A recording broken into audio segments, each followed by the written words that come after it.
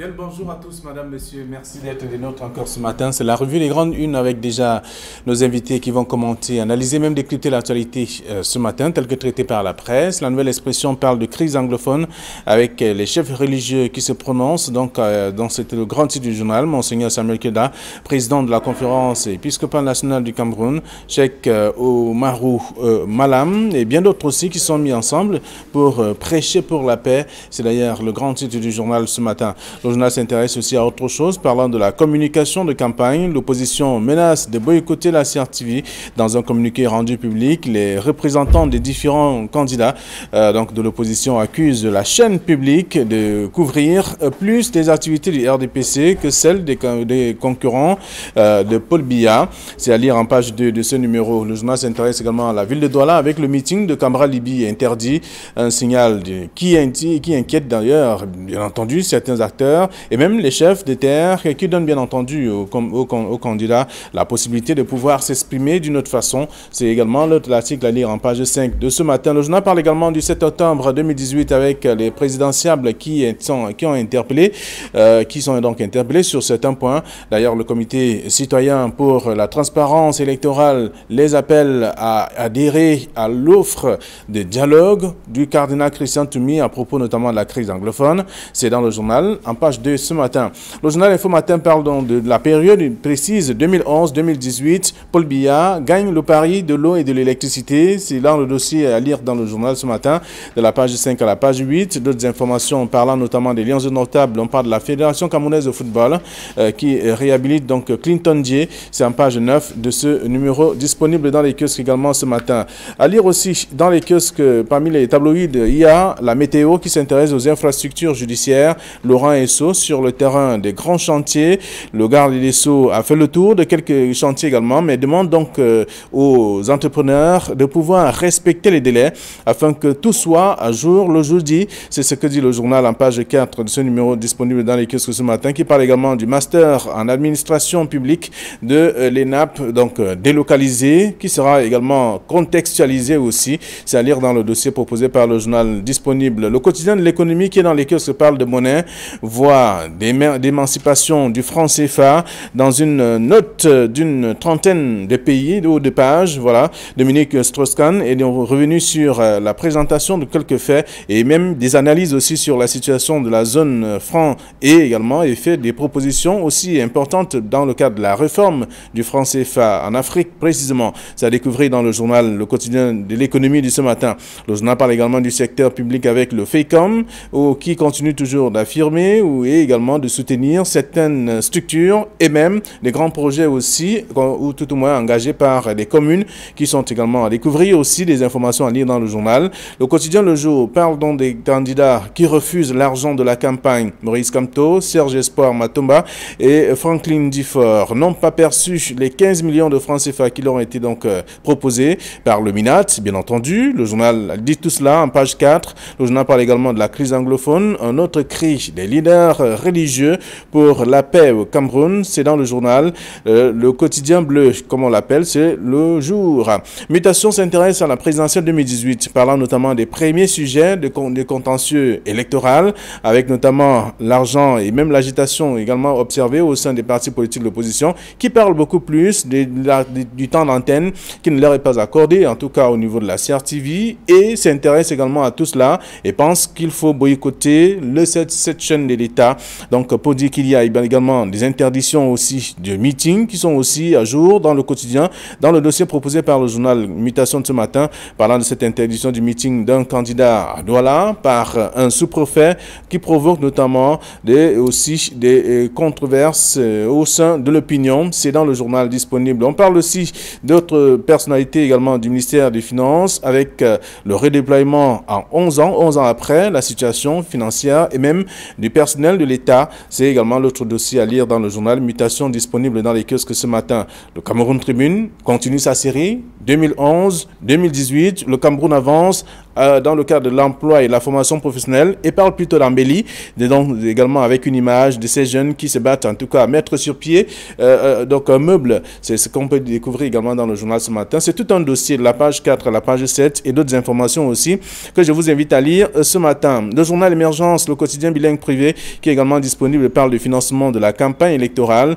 L'opposition se déchire au sujet de l'acceptation des fonds proposés par l'État. C'est ce que dit le journal. C'est à lire donc en page 3 de ce journal. Le journal parle également de la Fédération camerounaise de football vers la fin de la normalisation. Pourtant, on annonce également que le report, en tout cas, de cette élection pourrait avoir lieu au niveau de la normalisation véritablement. Et aussi, on attendra tout cela. On attendra encore, selon le ministère des Sports et de l'Éducation physique. C'est à découvrir dans le journal Émergence, disponible ce matin dans les kiosques. Voilà ce que la presse nous propose, ce que nous avons reçu à notre rédaction. Et sur ce plateau, Éric Masson-Dumont, bonjour. Bonjour, bonjour à vous et bonjour à tous les téléspectateurs. Merci d'être avec nous. Et également avec vous, Guy Fonga, bonjour. Bonjour Flavien et bonjour aux nombreux téléspectateurs qui chaque jour un peu plus prennent du plaisir à regarder les unes qualitatives qui paraissent au Cameroun. Ça s'explique davantage avec l'échéance électorale qui arrive dans quelques jours. La campagne sera officiellement lancée et annoncée.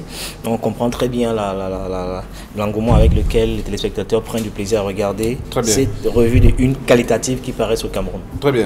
Alors, et notamment ces unes sont également disponibles si vous faites un tour dans les kiosques. La nouvelle expression parle donc de la crise anglophone, avec les chefs religieux qui se prononcent sur cette question. Ils sont nombreux, qui sont réunis, pasteurs, évêques et autres, en tout cas, je voudrais dire prêtres, pour essayer de voir dans quelle mesure la paix peut revenir au Cameroun avant, pendant et après le scrutin. Bon, c'est vrai que ce n'est pas la première initiative dans ce sens.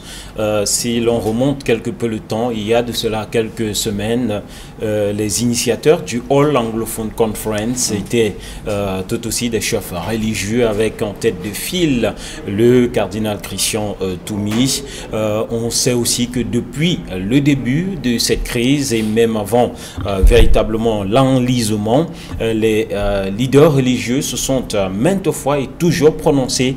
C'est vrai que les discours sont toujours allés dans le sens de la paix. Et une fois encore, le fin mot, c'est la préservation de la paix, l'idéal de paix. Les initiatives sont multiples, voilà, en tout cas, qui vont dans le même sens. Multiples, des leaders religieux, voilà, je reste sur le titre de la nouvelle expression, des leaders religieux. Il y a eu ce type d'initiative depuis le début de la crise anglophone. L'enlisement a provoqué plusieurs sorties de ces leaders religieux, des églises chrétiennes, des communautés musulmanes. Et il y a eu plusieurs sorties, mais toutes allant dans le sens de la paix. Mais ce qu'on retient aussi, c'est que malheureusement, tout cela, ou tout ce que disent ces leaders religieux semble difficilement passer, puisque malgré la multiplication des sorties, malgré la multiplication d'initiatives allant dans ce sens, rien ne bouge dans le sens de l'apaisement sur le terrain. Très bien. La paix, c'est un élément aussi important et nécessaire en ce moment qui est recherché par plusieurs communautés. On voit bien que les hommes d'église, les prélats, qui se mettent encore ensemble pour rechercher ce précieux élément. Non, il faut dire que la paix, c'est un élément indispensable et vital qui permettra que le vivre ensemble et la cohésion sociale peut être traduite dans les faits, et les religieux sont dans leur rôle d'appeler cette paix de tous leurs voeux, parce qu'aujourd'hui il y a une rhétorique et une apologie de la violence qui est développée par une certaine presse de manière quotidienne, et quelques membres de la société civile également s'y prêtent. Certains candidats à la présidentielle s'y prêtent, parce qu'on a vu les candidats à la présidentielle célébrer des gens qui appellent au meurtre de nos hommes en tenue. Je parle de Patrice Ngannou. On l'a vu citer un exemple par certains candidats à l'élection présidentielle. Donc, de ce point de vue, on peut légitimement comprendre cette attitude des religieux, et ça va au-delà de l'Église catholique, parce que, rappelez-vous, il y a quelques temps, on célébrait la fête du Ramadan, du mouton. Vous avez vu comment le chorus qu'il y a eu autour de tous les discours des imams qu'on a suivi, qui étaient toujours autour de la paix. Ils appelaient pour la plupart un retour au calme et à la paix. Ils voulaient tous que les armes cessent de crépiter. Et donc, c'est vraiment les religieux Est-ce que toutes religions confondues sont dans leur rôle d'appeler un retour. Lorsqu'on parcourt l'article de la nouvelle expression, on peut comprendre qu'il y a un reflet de cette paix qui se dégage à partir des textes, à partir du traitement. Oui, on peut le dire, on peut le dire, même si on n'est pas très d'accord avec le parti pris du reporter qui a commis l'article. Souvenez-vous que au lendemain de l'appel de la Haute Conférence du cardinal Toumi dans le sud-ouest, il y a 2 prêtres qui ont été assassinés.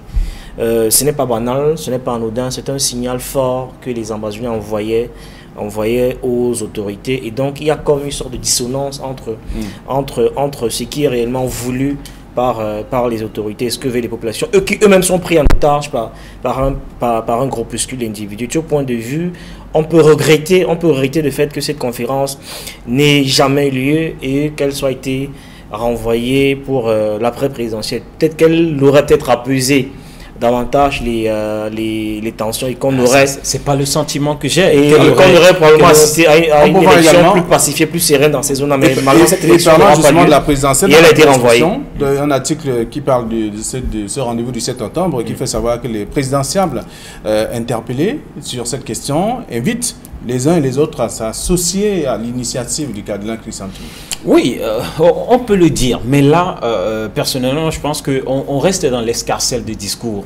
On est loin des actions, on est loin de voir ces discours avoir un impact certain sur le terrain, parce que malheureusement, au-delà des initiatives, au-delà de tout ce qui est dit, les armes crépitent de plus en plus sur le terrain. Les enlèvements se multiplient. C'est chaque fois qu'il y a eu une annonce, dans le sens de la paix, il y a eu des exactions. Guy Hervé parlait tout à l'heure de dissonance entre ces discours et ce qui se passe effectivement et la réalité. J'ai envie de vous poser aussi la question, que peuvent faire ces présidentiables relativement à la situation? Pas grand-chose. Et qui doivent aller dans ces régions pendant la campagne, de toute façon. Voilà, pour ceux qui auront assez de courage pour pouvoir s'y rendre.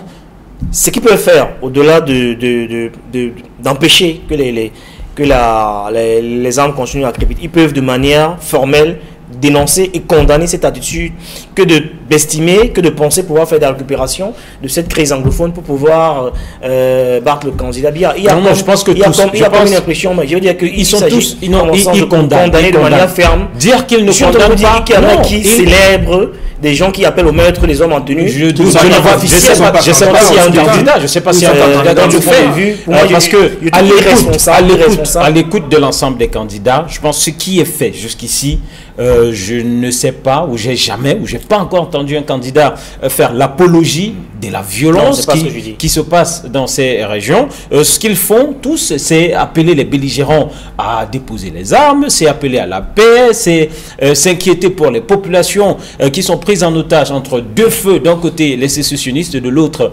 l'armée.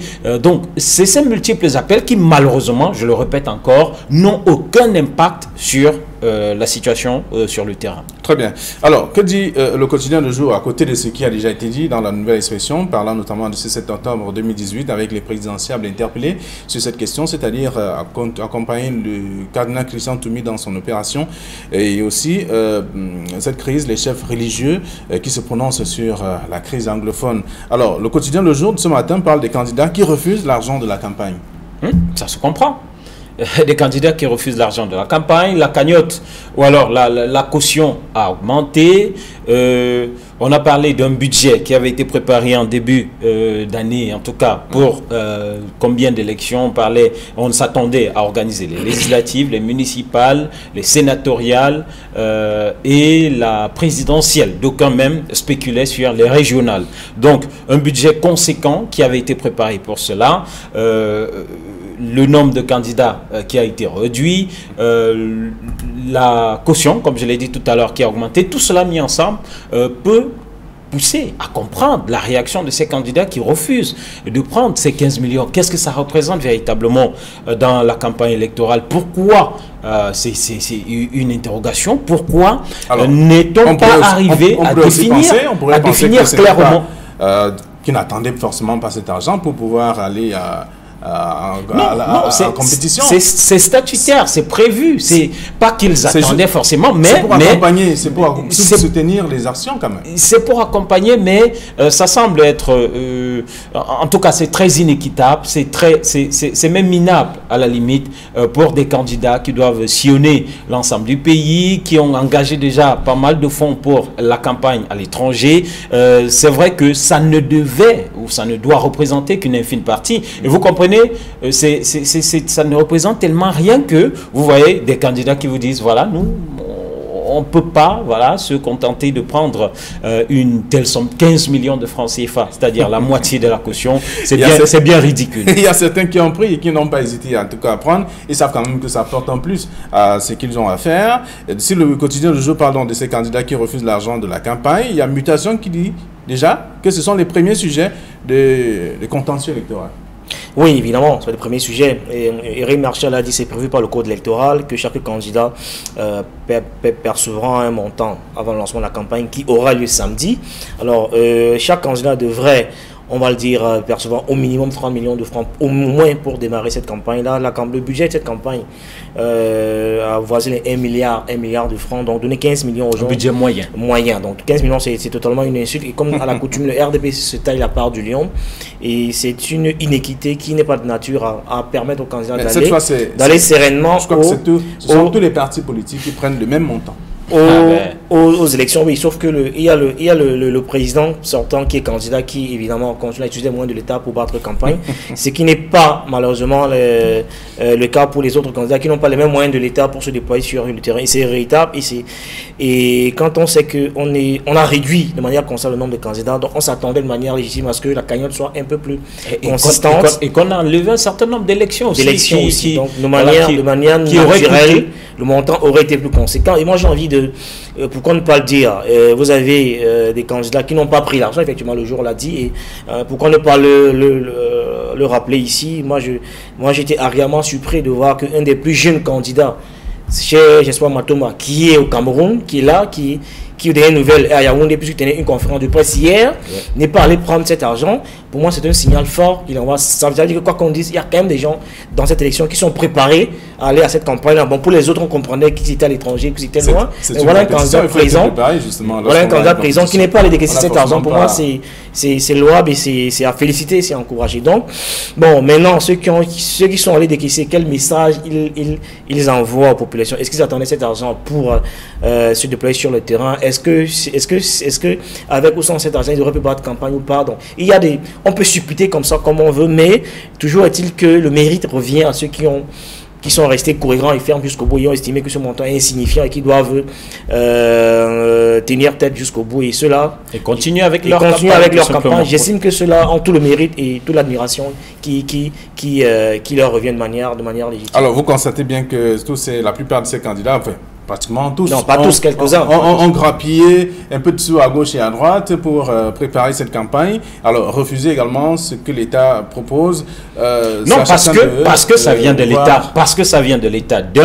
Deuxièmement, Guy Hervé l'a si bien dit, en face, il y a 8 candidats et en face, il y a un candidat qui, justement, bénéficie pleinement des moyens de l'État, qui ne va pas faire sa campagne avec ses 15 millions de francs CFA. Qu'est-ce que ça représente véritablement pour lui, sachant que à gauche et à droite, voilà, c'est aussi la stratégie mise en place par le parti au pouvoir. Il y a eu des collectes organisées un peu partout. Voilà, d'ailleurs, plusieurs journaux l'ont repris. Tel département qui a cotisé 200 millions pour la campagne du chef de l'État, en dehors de ce que les 200 millions recherchés par Cabral Libi. Voilà, en dehors de ce que lui-même pourrait mobiliser à titre personnel et autour de lui comme moyen. Donc, c'est finalement je sais pas, on est sur une balance tellement inéquitable et que cet accompagnement de l'État qui aurait pu relever certains candidats qui n'ont pas les mêmes moyens viennent et se présentent de façon aussi infime. Voilà, on comprend que ça va être très difficile pour certains, mais on comprend aussi que d'autres se sont assez bien préparés. Il y a eu des levées de fonds, il y en a qui se préparent depuis plusieurs années, qui ont développé d'autres stratégies et comme on l'a si bien relevé, cette campagne électorale va coûter un minimum. Il faut prévoir un minimum de milliards de francs CFA. Un mot pour sortir également. Non, un mot pour sortir, pour simplement dire que cette attitude qui consiste à infantiliser nos partis d'opposition n'est pas très saine. Et il y en a qui malheureusement se laissent infantiliser par le régime. Aujourd'hui, nous avons besoin d'une opposition qui soit forte, qui puisse tenir tête et qui puisse être cohérent dans la démarche de bout en bout. Ce n'est pas de nature à... Alors, selon vous, tous devraient refuser Oui, si le mot d'ordre qui a été lancé était de refuser, eh bien, il fallait, à mon sens, que tout le monde refuse cet argent pour que le gouvernement qui est en face sente qu'il y a une réplique, qu'il y a une sorte d'harmonie et de cohésion dans la démarche. Mais quand il y a des dysfonctionnements comme ça, pas seulement autour de l'argent, on a une bonne coalition pour... Quand il y a des dysfonctionnements comme ça, quand il y a ce type de dysfonctionnement dans l'opposition, c'est que ça peut conforter des gens dans la perception qu'ils ont de l'opposition et ce n'est pas bien pour l'élection du 7 octobre. Donc, je pense qu'il y a au moins sur ce coup-là, tout le monde aurait pu être d'accord sur le fait que personne dit qu'on ne prend pas, eh bien personne ne le prend. Ça aurait été un message fort envoyé au gouvernement.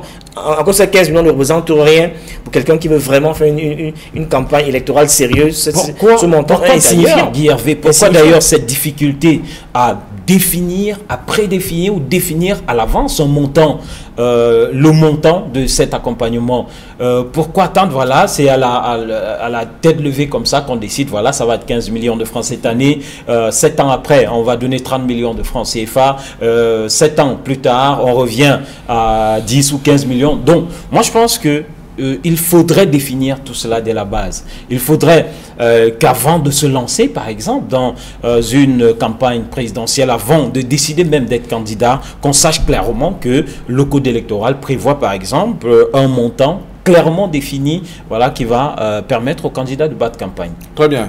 Alors, le quotidien Le Jour, qui le rappelle, des candidats refusent l'argent de la campagne et Mutation qui fait savoir que ce sont là les premiers sujets de contentieux électoral, donc à découvrir dans la plupart des puisqu'avant ce sujet, il y a eu celui de l'inéquité de la couverture de la campagne électorale par le média d'État. Et justement, la Nouvelle Expression a fait un titre là-dessus, communication de campagne, l'opposition menace de boycotter la CRTV. Ça peut se comprendre, puisque de ce côté-là, on s'est pratiquement gargarisé d'avoir adjoint des équipes pour suivre le président du Sénat, pour suivre le président de l'Assemblée nationale, pour suivre le président de la République et toutes ces équipes de campagne. Tout cela pour la campagne d'un candidat, alors qu'à côté, pour les autres candidats, c'est une équipe qui a été mise à disposition. Donc, on peut comprendre, une fois encore là, cette inéquité, cette injustice flagrante avec les moyens de l'État et clairement, comme le disait si bien Guy Hervé, le candidat qui va être logique avec lui-même ne devrait pas accepter cela. Très bien.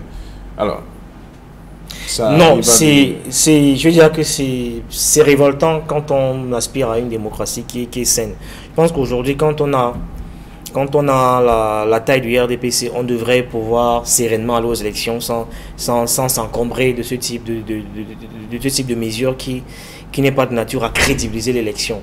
On peut pas aller à une élection présidentielle où vous avez 13 équipes que la CRTV a mobilisées. Sur les 13 équipes, le RDPC a lui seul 5 équipes. Et dans les 5 équipes de la CRTV, vous avez une équipe qui est dédiée au président du Sénat, une équipe qui est dédiée au président, au président de l'Assemblée nationale, une autre équipe qui est dédiée aux états du cabinet civil, qui eux ne sont candidats à rien. Je veux dire, de ce point de vue, on peut quand même penser que c'est assez grossier, c'est assez flagrant en termes d'inéquité.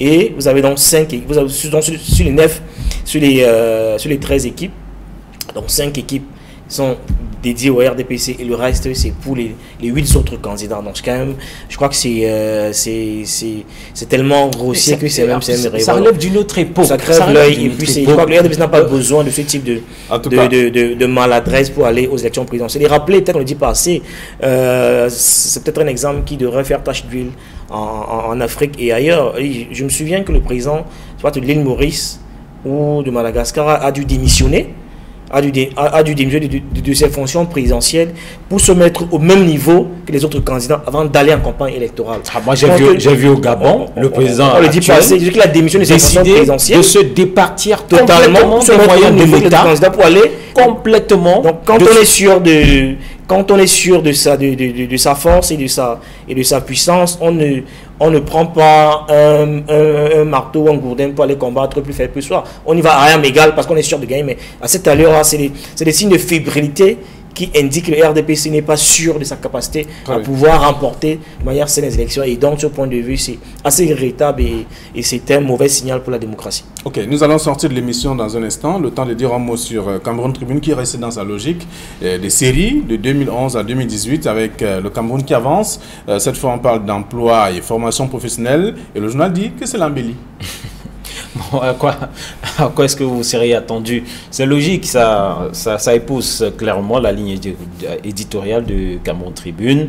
L'embellie, est-ce que ça reflète véritablement la réalité sur le terrain? Quels sont les chiffres du chômage aujourd'hui? Quels sont les chiffres de la croissance? Je pense que, voilà, très loin même de la réalité sur l'emploi, très loin de ce qui se passe effectivement sur le terrain. C'est logique pour Cameroun Tribune, mais que pense véritablement la population? Que pensent ceux-là qui devront lire? Que pensent ces chercheurs d'emploi fatigués qui ont fini par s'investir dans le secteur informel? Que pensent ces personnes d'un tel titre? Voilà, pour moi, c'est loin de la réalité. C'est aussi quelque peu insultant au regard de la réalité. Guy Hervé, et même à la une du journal Info Matin, on parle 2011-2018, Paul Biya gagne le pari de l'eau et de l'électricité. Ah, il manquait l'anecdote pour qu'on soit complet, pour avoir la Sainte Trinité. Et là, on aura obtenu un bon chorus. Donc, je pense que j'ai le sentiment que peut-être ils ont le même rédacteur en chef parce que c'est assez insultant pour les Camerounais qui ont donné de leur vie pour que ce pays ait pour les Camerounais une vie plus décente, une meilleure qualité de vie. Figurez-vous, on ne peut pas tenir ce genre de propos où 60 ans après les indépendances, on en est encore aux ambitions. Je pense qu'on a 60 ans. En principe, on n'a plus des ambitions. On a fait le bilan de sa vie et on compte ce qu'on a réalisé. Si 60 ans après les indépendances, on n'est pas capable d'organiser une CAN, alors que la dernière CAN a eu lieu en 72, on n'est pas capable de construire les stades, ça veut dire qu'on a énormément reculé. Si en 60 ans d'indépendance, on a une activité économique qui est à 90% dans l'informel, ça veut dire que l'État a échoué sur tous les plans. Si après 60 ans d'indépendance, on est dans un pays qui a reculé sur tous les plans. D'ailleurs, je vous raconte une anecdote que j'ai vécue je crois qu'hier, il y a plein, contrairement à ce que les gens pensent, il y a beaucoup de gens d'étrangers qui sont en train de revenir pour les élections au Cameroun. Et donc j'accompagne quelqu'un ici dans un quartier, dans la 3e, qui s'appelle Dakar, je crois. Alors il me racontait qu'il est parti du Cameroun il y a 30 ans. Et qu'à l'époque, il partait de Konsamba, et le goudron arrivait jusqu'à chez lui. Mais aujourd'hui, la route, on a pris un 4x4, on a eu 2 crevaisons en route. Il n'en revenait pas, mais quand il était plus jeune, il prenait la voiture en consommant, la voiture lui laissait devant sa maison. Et on déchargeait là-bas. Aujourd'hui, même la moto a de la peine à circuler sur cette ruelle. Il est totalement révolté. Donc il y a ce type d'incongruité qui indique clairement que ce pays a de manière considérable progressé, on n'a pas avancé. Aujourd'hui, la Malaisie est venue au Cameroun chercher les plants d'huile de palme ici à Yaoundé, à l'Irak. Aujourd'hui, la Malaisie est un des plus grands producteurs d'huile de palme au monde. Alors que c'est ici qu'ils ont pris les intrants, ils ont pris tous les ingrédients ici. Mais aujourd'hui, on a l'impression je veux dire qu'on a des gouvernants maudits, on a un pays maudit où on ne peut rien faire de considérable. Je ne vous travaille pas un secret. Et la presse réussit quand même à trouver des embellies. Je ne travaille pas un secret en vous disant qu'il y a dans les années 50, les pays comme la Chine, les pays du BRIC venaient demander de l'aide au Cameroun. Nous leur venions en aide. Les sacs des riz qu'on sort partir du Cameroun pour les pays de l'Asie. Aujourd'hui, on va en Chine demander 1,5 milliard pour le plan d'assistance, alors qu'il y a 5 ans, 60 ans, c'est nous qui le venions en aide. Non, vraiment, honnêtement, ça veut dire que ce pays a fondamentalement reculé. On n'a pas avancé. Le titre de Info Matin est encore plus, bon, je ne vais pas utiliser de qualificatif, mais c'est terrible tout de même qu'on dise qu'on a gagné le pari de l'eau et de l'électricité et que on se rende compte que moins de 30% des ménages ont accès véritablement à l'eau potable dans notre pays, qu'on se rende compte que l'électricité est encore un luxe pour de nombreuses localités dans notre pays, ceci contrastant avec le potentiel hydraulique de notre pays tout de même, mais qu'on nous placâtre un titre de la sorte, 2011-2018, le pari de l'électricité, de l'eau gagné. Voilà, j'ai envie de voir la réaction des populations de l'extrême nord qui parcourent parfois 50 à 60 km pour aller s'approvisionner en eau potable. C'est une interrogation. J'ai envie de voir la réaction des populations. Il a évoqué Konsamba, pourquoi ne pas rester là-bas, qui passe parfois 3 jours, 1 semaine, 2 semaines dans le noir. Voilà le pari gagné de l'eau, voilà le pari gagné de l'électricité.